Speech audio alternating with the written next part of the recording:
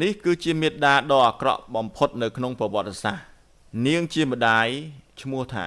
ម៉ារីនាងបានចិញ្ចឹមកូនប្រុសរបស់នាងឈ្មោះថាអ៊ីថានតែម្នាក់ឯងអស់រយៈពេលជាច្រើនឆ្នាំកន្លងផុតទៅពួកគេគឺមានភាពស្និទ្ធស្នាលនឹងគ្នាណាស់ក៏ប៉ុន្តែអ៊ីថានគឺកាន់តែធំឡើង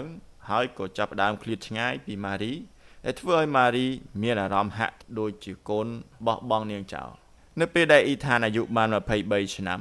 គាត់ក៏បានរៀបការមួយឆ្នាំក្រោយមកកូនរបស់គាត់ឈ្មោះលូកាក៏បានចាប់កំណើតនេះគឺជាលើកដំបូងហើយដែលម៉ារីបានបីកូននៅក្នុងដៃរបស់នាងគំនិតឬស្យាមួយក៏បានចាប់ផ្ដើមចាក់ឫសនៅក្នុងចិត្តរបស់នាងនាងចង់ក្លាយជាម្ដាយរបស់ក្មេងប្រុសនេះគឺមិនមែនជាជីដូនរបស់វាទេដូច្នេះនាងក៏បានស្ម័គ្រចិត្តមើលថែកូននោះដោយលួចលាក់រៀបចំផែនការនៅក្នុងការកម្ចាត់កូនប្រសាស្រីរបស់នាងគឺនាងកាធឺរីនម៉ារីបានធ្វើពុតជាយកចិត្តទុកដាក់ចំពោះនាងដោយឲ្យកាធឺរីនលេបថ្នាំបំពន់ដែលនាងក៏ហៅថាជាឱសថល្អសម្រាប់រាងកាយរហូតដល់ថ្ងៃមួយ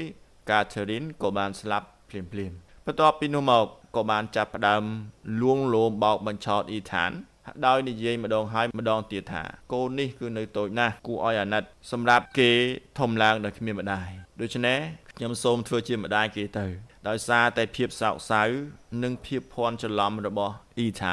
ថានក៏បានយល់ព្រមនៅទីបំផុតម៉ារីគិតថារឿងសម្ងាត់របស់នាងគឺនឹងមិនត្រូវបានគេលាតត្រដាងនោះទេក៏ប៉ុន្តែនៅពេលដែលលូកាមានអាយុ5ឆ្នាំគ្រូ